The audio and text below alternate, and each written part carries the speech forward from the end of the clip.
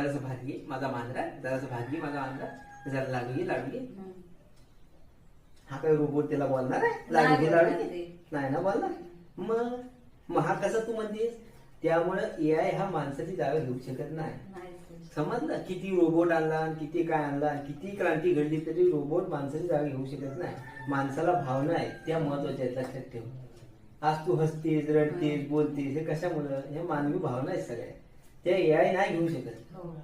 समजलं काय? आता तुझा आणि एक्सवायझेड कोणाचं काय असेल, बरोबर? तुमच्या गावात काय असेल आणि तू समजा टाकलंस, मला टिंब बद्दल लिहायचंय, तो सगळं असं माहिती लिहून पाठवतो.